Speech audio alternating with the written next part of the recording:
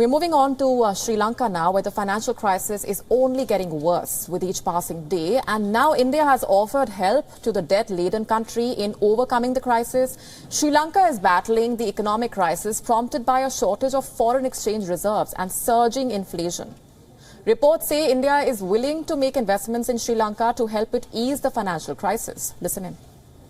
This is the time for us to demonstrate that Neighborhood First really delivers, not just in terms of lines of credit, but also in terms of investments.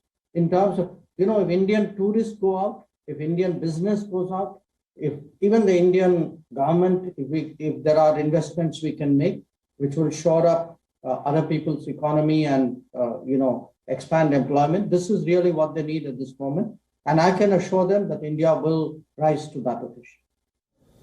Sri Lanka's stock market bore the brunt of its financial crisis once again today, as the markets had to halt stock trading twice after blue chip shares tumbled more than 8%. A circuit breaker was triggered and the stock exchange suspended trading for 30 minutes twice. The trading was suspended first when it fell 5% and then when it declined to more than 7.5%.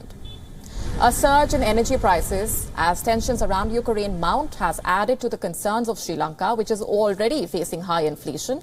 Sri Lanka's foreign exchange reserves hit a low of $2.36 billion at the end of January. The country has to repay about $4 billion in debt repayments this year. The falling foreign exchange reserves have raised concerns about the risk of defaults, and its central bank has released dollars to pay for diesel imports for at least the second time this year. The severe shortage of foreign exchange also resulted in widespread power cuts in recent days, as the country is not able to pay for fuel shipments.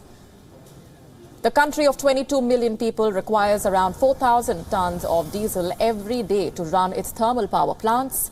The country's power regulator announced hours-long load shedding this week to conserve fuel.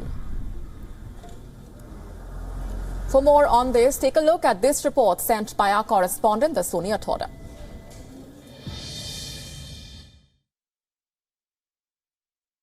The Colombo Stock Exchange had to halt trading twice today as the market indices fell below 5%.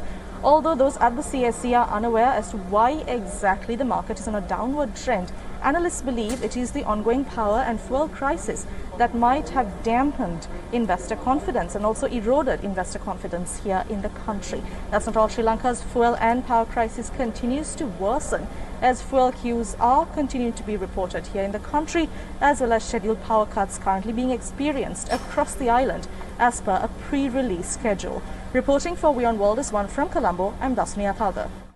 WION now available in your country. Download the app now. Get all the news on the move.